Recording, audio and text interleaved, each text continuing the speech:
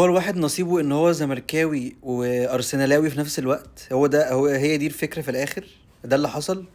يعني ايه النحس ده؟ وانا عارف، انا عارف من الاول ان ارسنال مش هيكسب لو وصل ضربات الجزاء. في انديه نحس، يا تكسب الماتش بمجهودك، يا اما خلاص. ما انت لو وصلت لمرحله ضربات الجزاء انت خسران خسران. هو النحس كده، انا عارف النحس ده. فالنحس ده كده مع ارسنال برضو زي ما بيحصل مع الزمالك. يعني كان هيحصل ايه في الدنيا لو كان الزمالك اخد كونفدراليه واخد الدوري، وارسنال اخد دوري الابطال واخد الدوري الانجليزي؟ إيه اللي هيحصل؟ ايه المشكله؟ ايه المشكله؟ بس لا، ما تكملش.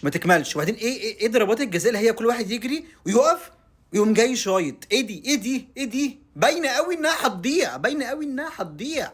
يعني انتوا بتعملوا ايه بجد؟ حرام عليكم. ما تخشوا والعبها في اي زاويه وخلاص.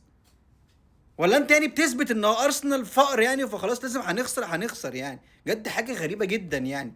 والموضوع متوقع ضربات جزاء مش هنكسب، حصل زي الزمالك ضربات جزاء برضو مش هنكسب. هات الماتش بمجهودك. تشوف بقى كمان 500 ألف سنة لما أرسنال يوصل لنهائي دوري أبطال تاني بقى إن شاء الله.